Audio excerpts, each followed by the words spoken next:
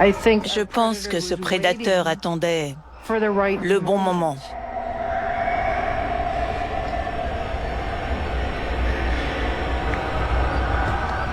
Le SMS a été envoyé à 6h28 et il disait « Je crois que j'ai failli être kidnappée, j'hallucine ». Elle croit lui échapper.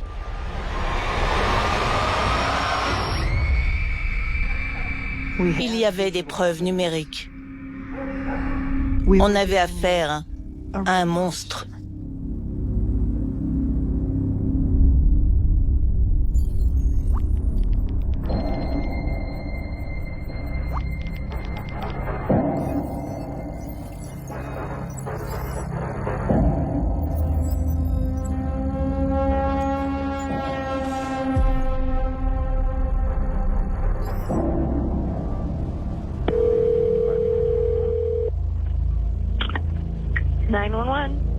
Yeah, I'm fairly certain we just found a body along the mountain bike trail. Okay. Is it a male or a female? Female. Okay. Is she on the trail? No, she's off of the trail, tucked back into the woods. Her clothes are all taken off. Okay, and you don't believe she's breathing? I don't believe so, no.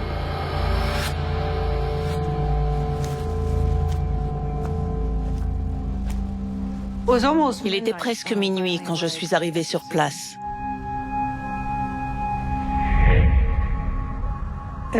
En marchant sur ce chemin sombre, uniquement éclairé par ma petite lampe torche,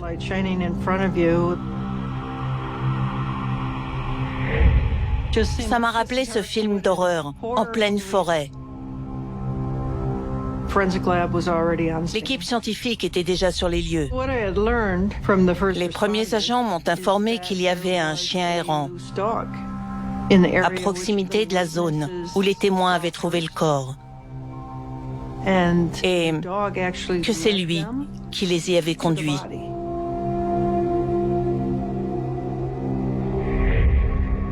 Quand j'ai vu le corps, j'ai constaté qu'il s'agissait d'une jeune femme, adolescente.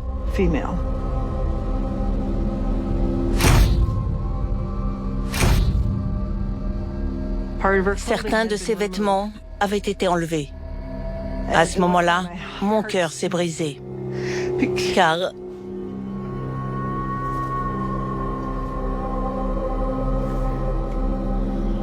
mes nièces avaient le même âge qu'elle. Je n'oublierai jamais cette affaire. Elle vit en moi. Je pense souvent à elle.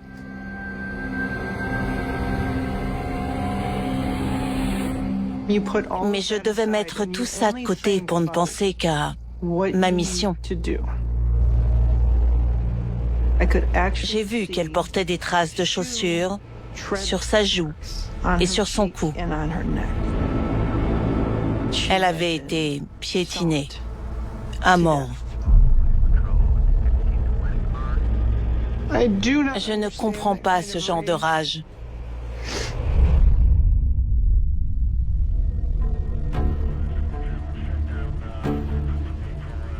En examinant la scène du crime, on a constaté qu'il n'y avait ni portefeuille, ni pièce d'identité, ni téléphone.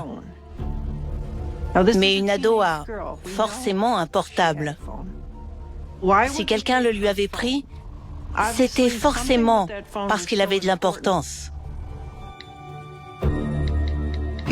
Les gens ne s'en rendent peut-être pas compte, mais tout ce qu'on fait laisse des traces numériques que les enquêteurs peuvent suivre. Quand on utilise un téléphone portable ou GPS, ou qu'on fait une recherche sur Internet, à chaque instant de chaque jour, on laisse des preuves numériques de nos déplacements et de nos actions.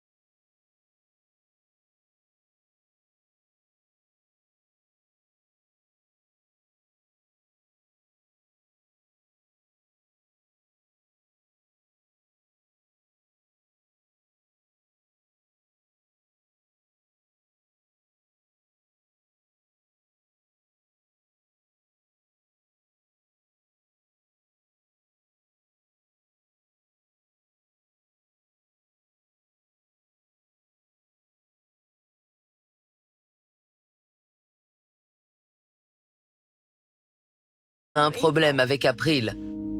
Elle m'a dit, April a disparu.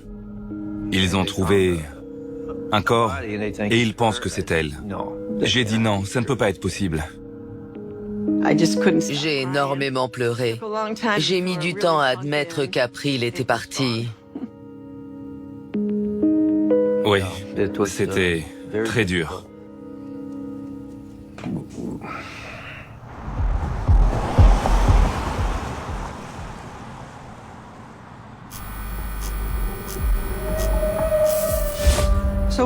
On a appris qu'April avait un petit ami à ce moment-là. La plupart des meurtres sont liés à une relation amoureuse. Celui-ci était violent et il semblait avoir quelque chose de personnel.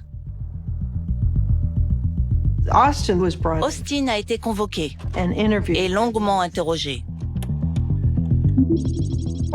Il nous a dit qu'il était à un fast-food dans une autre ville, à une demi-heure de là, avec un ami. We just went to McDonald's. Do you remember approximately what time you may have went to McDonald's? Around 5-ish. It would be around 5. And did you guys stay there and eat, or what you did? Drive-through. Drive-through. A Wednesday night, did you see April then at all? No, last time I saw April was Sunday night. Austin nous a montré un SMS d'April sur son téléphone.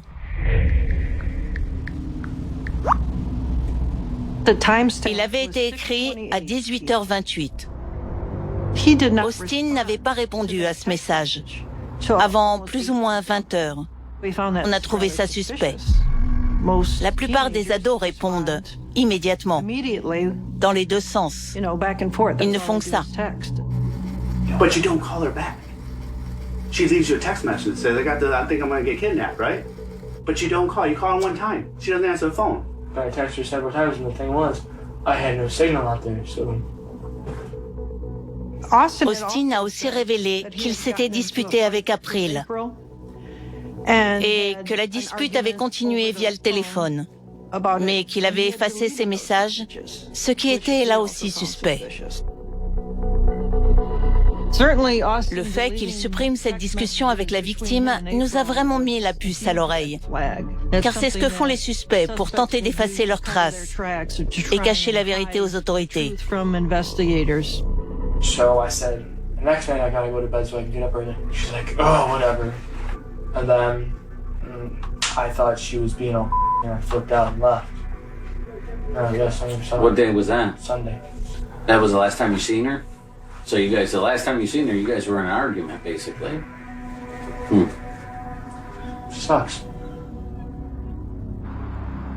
On a envoyé des agents au fast-food où Austin prétendait être allé avec son ami, afin de récupérer les images vidéo. On a aussi pris son téléphone, sachant qu'on était capable de récupérer le moindre petit indice, signalant son éventuelle implication dans ce meurtre. Plus on vit dans le monde numérique, plus il est crucial pour les enquêteurs de tracer les données. Si on sait où chercher, on peut trouver des indices numériques capables de tout dire sur quelqu'un. Une piste numérique, c'est presque comme une traînée de sang. Elle peut nous mener jusqu'au tueur. On savait seulement qu'April avait été découverte vers 20h30. Et également qu'elle avait envoyé un SMS à Austin, environ 2 heures plus tôt. Il nous fallait donc déterminer où se trouvait Austin entre 18h30 et 20h30. Étant donné que, selon ses propres déclarations, il s'était disputé avec April, qu'il n'avait pas répondu au message qu'elle lui avait envoyé et qu'il avait supprimé les textos concernant leur dispute, Austin était alors notre suspect principal.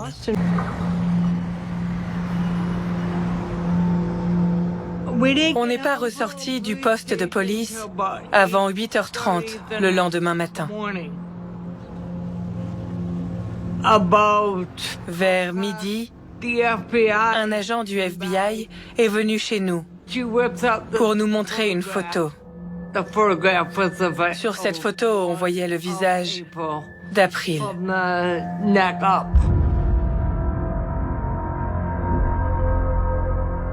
Tout s'écroulait autour de moi.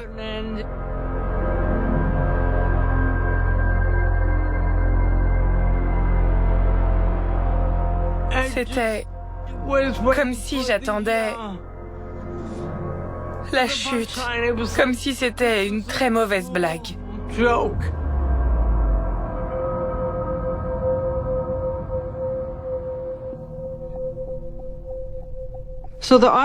L'autopsie a révélé qu'April était morte d'un traumatisme crânien contondant et d'une asphyxie au niveau du cou. Elle avait des empreintes de chaussures sur le visage. Elle avait donc été piétinée et s'était étouffée dans son propre sang. Ces blessures sont si odieuses. C'est le mot qui me vient en tête. De toute évidence, on avait affaire à une sorte de monstre. Mais je ne pouvais pas me contenter de chercher quelqu'un qui agit comme un monstre. Car les monstres ne sortent que quand il n'y a personne d'autre.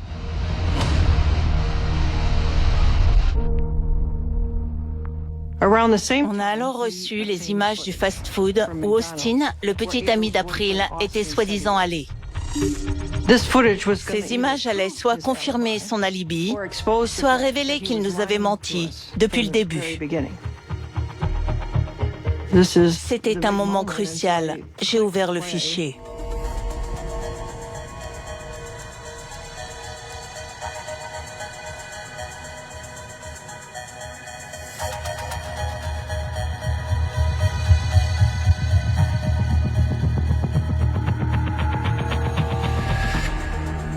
À 18h30, on voit la voiture d'Austin et de son ami se garer. Et, en effet, on les voit sur l'image. Comme il l'a dit.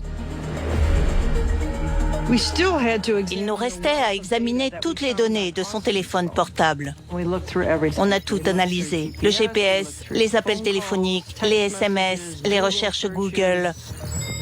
Il n'y avait rien sur ce téléphone qui indiquait une éventuelle culpabilité. À ce stade, on a donc retiré Austin de la liste des suspects. 24 heures après le meurtre, une soixantaine d'agents étaient déployés.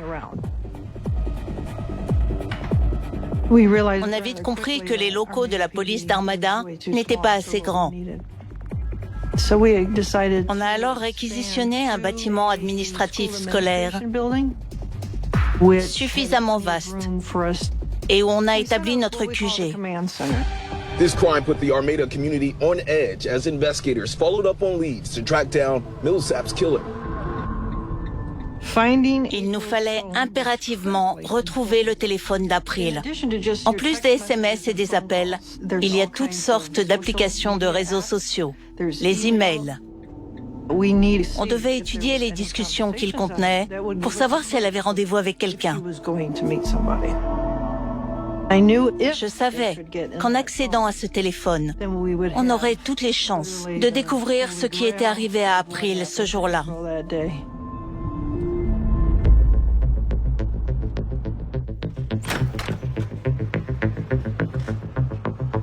Je m'appelle Stan Brou. En tant qu'agent spécial du bureau de l'alcool, du tabac et des armes à feu, j'ai été chargé d'analyser les données de téléphones portables et de cartographier les tours relais. J'ai été contacté concernant la mort d'une jeune fille. Ma présence était requise pour localiser son téléphone portable. La première étape consistait à demander à son opérateur des informations telles que le type de téléphone et la fréquence sur laquelle il émettait. La dernière tour à avoir capté le signal du portable d'April se trouvait dans le secteur orienté nord-est. Cette zone couvrait 2,5 km². L'appareil pouvait être n'importe où dans cette zone de recherche.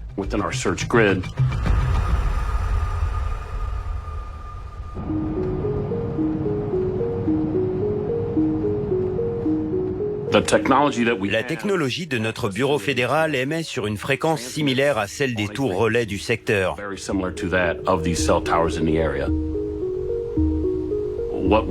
On espérait donc attirer ce téléphone jusqu'à nous. On pourrait alors affiner son emplacement.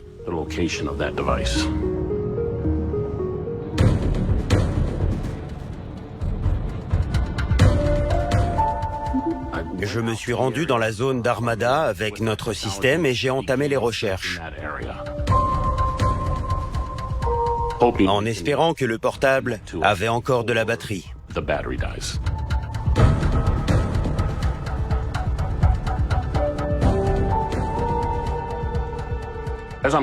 À un moment donné, le logiciel m'a soudain signalé qu'une connexion avait été établie.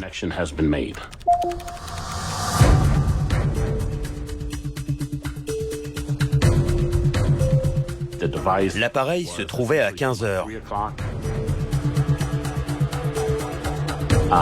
J'en ai informé la police du Michigan.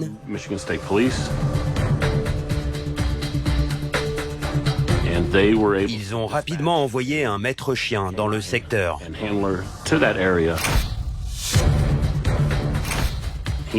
Lui et son chien ont disparu derrière une rangée d'arbres. Et un quart d'heure plus tard, il en est ressorti avec l'appareil dans la main.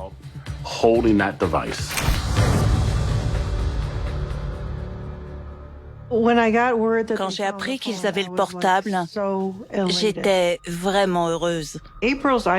On l'a envoyé à l'unité des crimes informatiques du FBI pour une analyse approfondie. Pendant que le FBI extrayait les données du portable d'April, on a vu que cette affaire prenait de l'ampleur sur les réseaux sociaux. Les résidents avaient créé une page Facebook baptisée « Justice pour April ». On a décidé de créer une ligne téléphonique dédiée.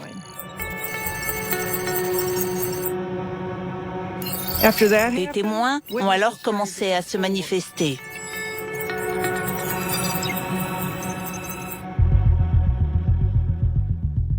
Quelqu'un a affirmé avoir vu April et son chien vers 18h15 en direction du sentier forestier. Puis, un homme nous a contactés pour nous dire que lui et ses filles avaient vu April qui promenait son chien sur le chantier avec un homme sur une moto vers 18h25. Ce père de famille a fourni une description précise de la moto, qui était de couleur bleue, blanche et noire.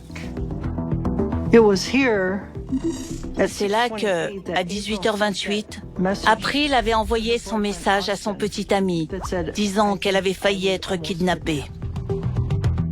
2 femmes ont également indiqué qu'elles avaient vu un homme au comportement très suspect dans les bois, tout près de l'endroit où April avait été trouvée. C'était à 18h40.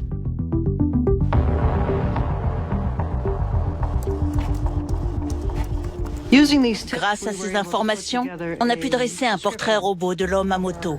Un homme blanc d'une trentaine d'années, aux cheveux bruns et bouclés et au regard perçant. On devait trouver cet homme le plus vite possible. In the murder of 14-year-old April Millsap, police also released a photo of April's dog, Penny. The border collie helped alert 2 people walking the trail to the girl's body. We weren't even home for the 5 minutes après qu'on soit rentré du poste de police. La fourgonnette d'une chaîne d'infos s'est garée dans l'allée.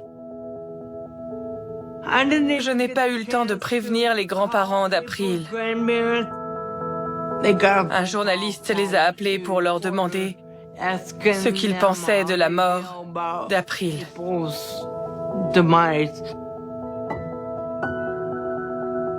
Ils auraient dû l'apprendre de ma bouche, de celle d'un policier ou d'un représentant officiel, pas d'un journaliste. C'est une façon terrible d'apprendre ce qui est arrivé à votre petite fille. Pendant que le FBI s'efforçait d'extraire les données de l'iPhone d'April, on a aussi adopté la bonne vieille méthode du porte-à-porte. On cherchait un homme blanc, la trentaine, porte-à-porte. On cherchait un homme blanc, la trentaine, aux cheveux bruns et ondulés, avec des yeux perçants, ainsi qu'une moto bleue, blanche et noire. Le 25 juillet, un agent a repéré une moto correspondant à cette description devant une maison aux abords de la ville. Cette moto n'appartenait pas au propriétaire de la maison, mais à l'un de ses amis, un certain James Vankalis.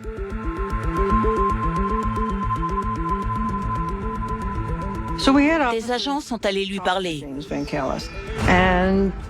Ils lui ont demandé s'il était à Armada le jour du meurtre.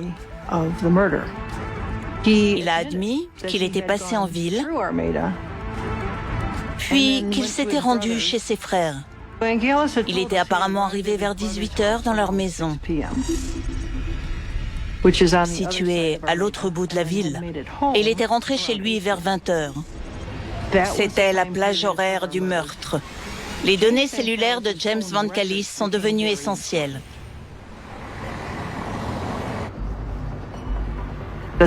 Un mandat nous a permis d'obtenir de l'opérateur téléphonique qu'il nous fournisse les coordonnées GPS de la zone où James Vankalis se trouvait.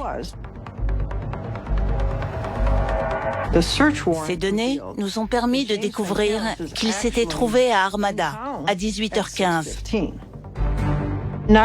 En plus de confirmer sa présence dans le secteur, le fait qu'il nous montre sur l'heure à laquelle il était vraiment en ville nous a semblé intéressant. Il avait un petit casier judiciaire, mais rien qui indique une quelconque propension à la violence.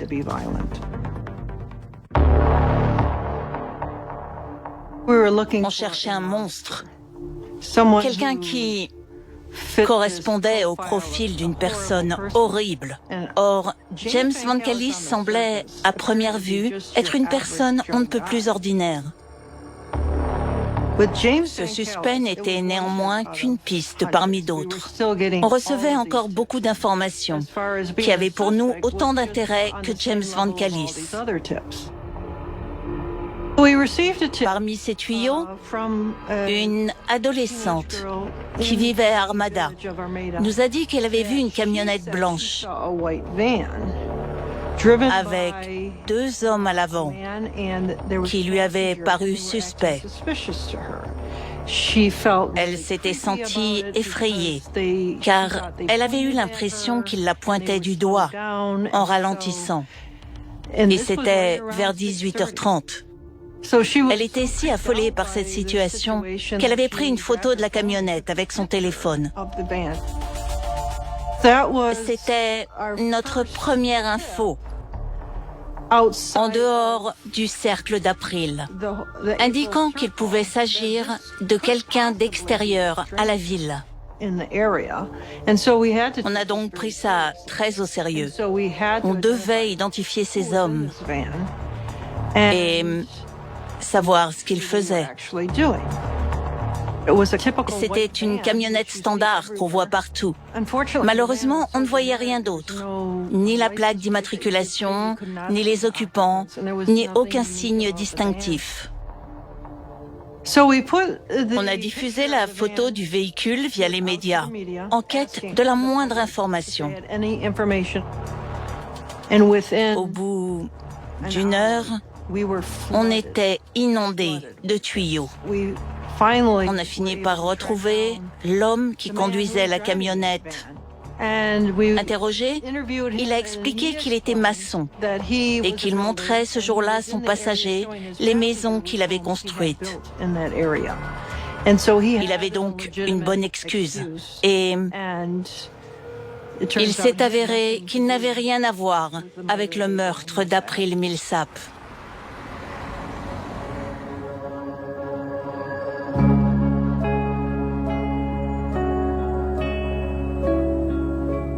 On voyait April aux infos, dans les journaux. Ils en parlaient tout le temps. La couverture médiatique était constante. Tous les quarts d'heure, il y avait un nouveau flash info, une nouvelle mise à jour. Moments before her death, April texted her boyfriend saying, "I think I'm about to be abducted." Ça a dû être très dur pour Jennifer. On ne peut pas se remettre d'une chose pareille.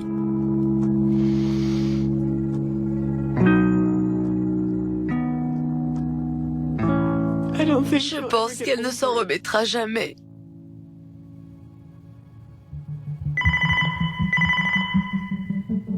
Un agent du FBI m'a contacté pour me dire qu'April utilisait une appli de fitness sur son téléphone au moment du meurtre. Qu'ils avaient réussi à extraire les coordonnées GPS de cette application, à les superposer sur Google Maps, puis à animer les déplacements sous forme de vidéo. On allait donc avoir un aperçu du parcours d'April le jour de sa mort. À ce moment-là, j'ignorais encore à quel point cette vidéo allait être déterminante pour cette enquête. La première fois que je l'ai visionnée, j'étais sous le choc. Il n'y avait plus de questions possibles, plus de suppositions ou de théories. C'était devant nos yeux. On a reçu un appel du sergent MacArthur. Elle nous a dit que le FBI tenait quelque chose de spectaculaire. Ça ressemblait presque à une scène de film. Tout le monde était là.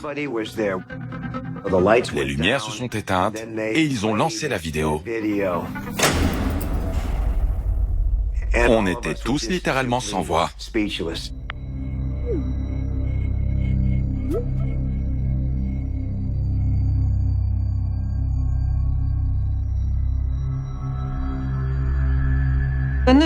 Dans cette vidéo, la flèche bleue indique le chemin emprunté par April. On l'imagine alors promenant son chien dans l'insouciance. On pouvait voir son itinéraire. En partant de chez elle, elle avait traversé le lotissement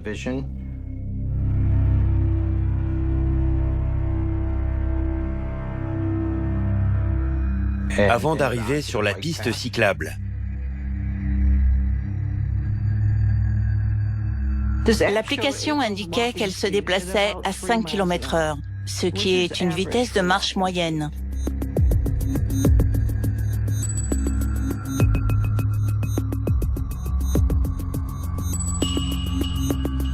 À 18h35, on voit qu'elle accélère sa foulée. Et c'est juste après l'envoi de son SMS.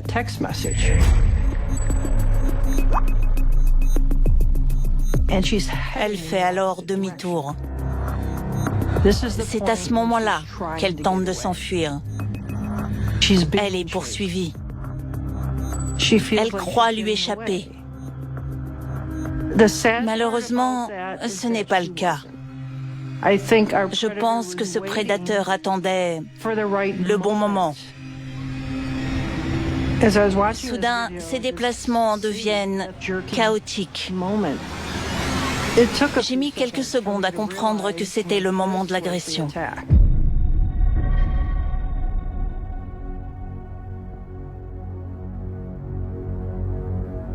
La violence de cette attaque prenait forme sous nos yeux.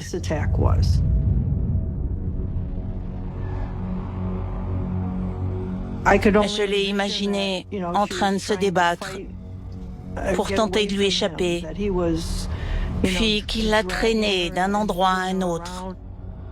Je suppose qu'il a cherché à lui arracher le téléphone pour éviter qu'elle ne prévienne la police. April se battait alors pour survivre. L'application a capté le moment exact où elle a été assassinée.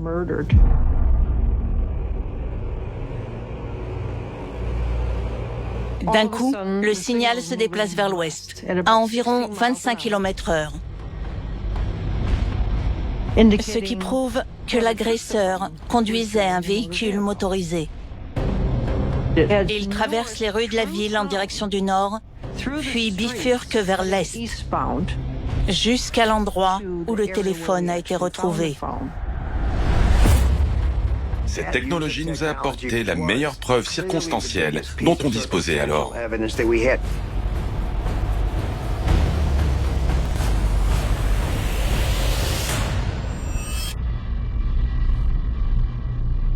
On a fait du porte-à-porte pour demander aux résidents s'ils avaient remarqué quelque chose. On cherchait des images montrant une moto qui avait emprunté cet itinéraire. Les enquêteurs ont découvert une caméra de sécurité dans ce lotissement, au nord de la scène du crime.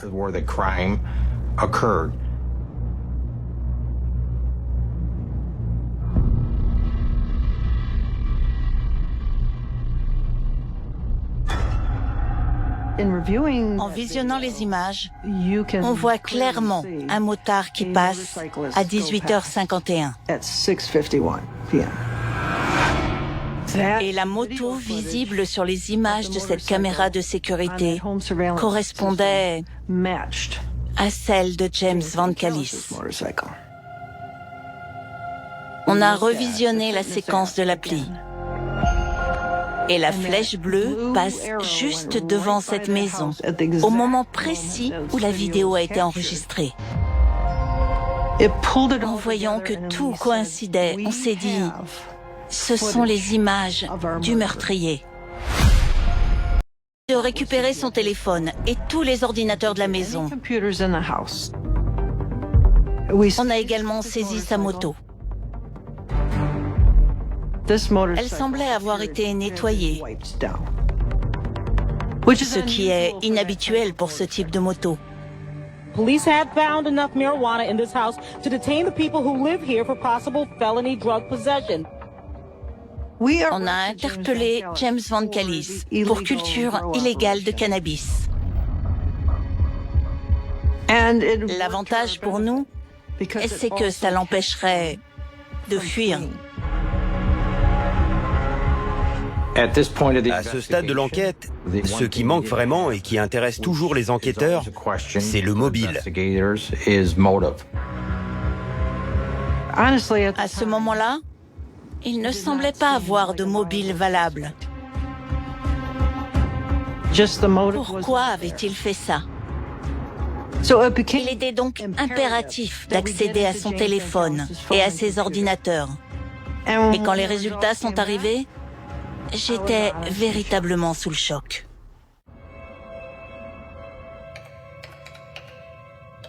Ce qu'on a trouvé sur le téléphone et l'ordinateur de James Van Callis était troublant.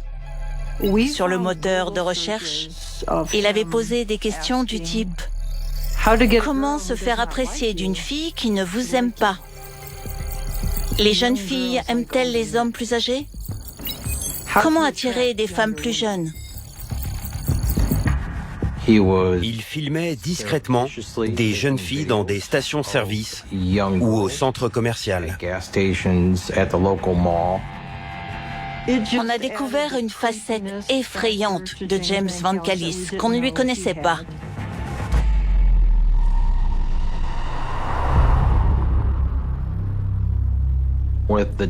Grâce aux preuves numériques découvertes au cours de l'enquête, on a finalement été en mesure d'inculper James Van Callis pour le meurtre d'April Millsap.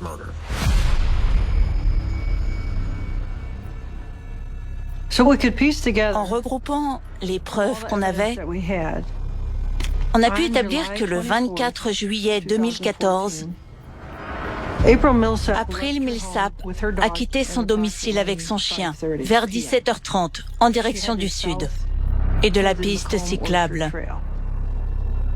À 18h25, April a été abordée par James Van Callis, qui a tenté de lui faire des avances. Après avoir certainement trouvé une excuse, elle a rebroussé chemin à la hâte pour rentrer chez elle. C'est à ce moment-là, à 18h28, qu'April a envoyé un SMS à son petit ami, Austin, qui n'a pas regardé son téléphone car il était occupé avec un ami au McDonald's. Il n'était donc pas impliqué dans le meurtre d'April Millsap. À 18h35, James Van Callis rattrape April. C'est alors qu'il décide d'utiliser son casque de moto pour frapper April à la tête. Puis il la traîne dans les bois, hors de la piste cyclable. Après l'avoir mise à terre, il s'est plus que probablement mis en tête de la violer. Mais je suis convaincue qu'elle lui a résisté. Et c'est ce qui a finalement poussé James Van Callis à la tuer. Et c'est là que 2 témoins ont aperçu James Van Callis dans les bois. Ce dernier a pris le téléphone dans sa fuite, puis il s'en est débarrassé avant de rejoindre la maison de ses frères vers 19h. Malgré ses efforts pour effacer les preuves matérielles, notamment l'ADN qui aurait pu se trouver sur sa moto et ses vêtements, James Van Callis n'a pas pu effacer les preuves numériques qui étaient hors de son contrôle. Les images de vidéosurveillance, les données cellulaires et l'appli de fitness du téléphone d'April. Il ignorait leur existence.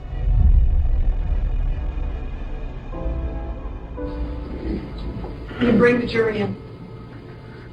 Count 1, first degree premeditated murder. We find the defendant guilty. Le 8 février 2016, il a fallu moins d'une journée au jury pour condamner James Van Callis pour meurtre, enlèvement et tentative de viol. Il a été condamné à la perpétuité sans possibilité de conditionnel. Quand le jury a rendu son verdict de culpabilité pour tous les chefs d'accusation, j'ai immédiatement regardé Jennifer. Je voulais voir sa réaction. Je me fichais de James Van Callis. Je voulais juste savoir ce que ressentait la mère d'April.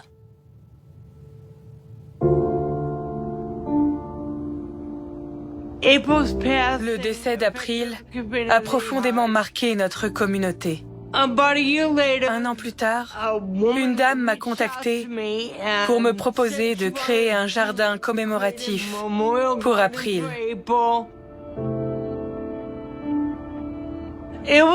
J'étais touchée que quelqu'un tente d'aider la communauté à guérir. J'ai gardé l'urne d'April. C'est important de la voir près de moi. Je préférerais qu'elle soit là physiquement, mais elle l'est par la pensée.